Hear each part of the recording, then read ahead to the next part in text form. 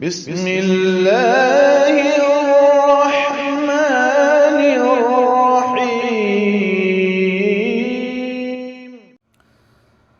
السلام علیکم ورحمۃ اللہ وبرکاتہ۔ بسم اللہ الرحمن الرحیم۔ محترم سامعین، امید ہے کہ آپ سب بخیر ہوں گے۔ پچھلے سبق میں تختی نمبر 11 جزم یعنی سکون کے تعلق سے جو جملے آنے والے تھے ان سب جملوں کا اجرا کرایا گیا تھا۔ جزم کسے کہتے ہیں، اس کا کام کیا ہے، یہ سب بیان کر دیا گیا ہے۔ آج کا جو بیان ہے وہ ہے تختی نمبر 12 قلقلہ۔ تختی نمبر 12 قلقلہ۔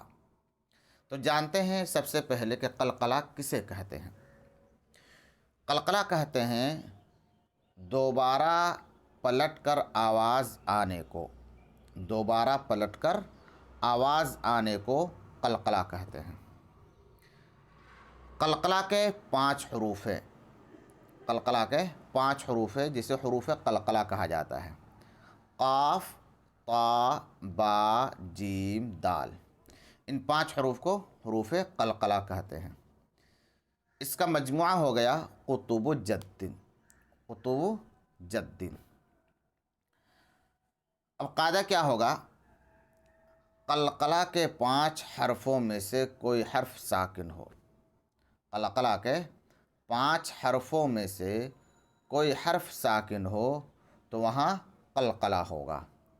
قلقلہ یعنی دوبارہ آواز پلٹ کر آئے گی۔ جیسے اب، اط، اج، اد۔ ان 5 حروف میں ہی قلقلہ ہوگا۔ شرط کیا ہے؟ جب یہ حروف ساکن ہو۔ اس کے علاوہ جتنے بھی حروف ہیں، اس کے علاوہ ان 5 حروف کے علاوہ جتنے بھی حروف ہیں اور وہ ساکن بھی ہوں تو قلقلہ نہیں ہوگا۔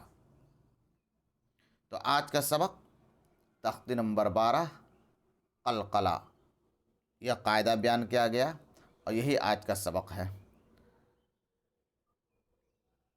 اگلے سبق میں انشاءاللہ قلقلہ کے تعلق سے جو جملے آنے والے ہیں اس کا اجرا کرایا جائے گا۔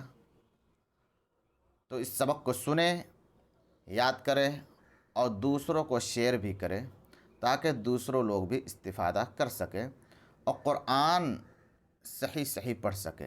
مقصد یہی ہے کہ ہم قرآن کس طرح صحیح پڑھنے والے بن جائیں۔ السلام علیکم ورحمۃ اللہ وبرکاتہ۔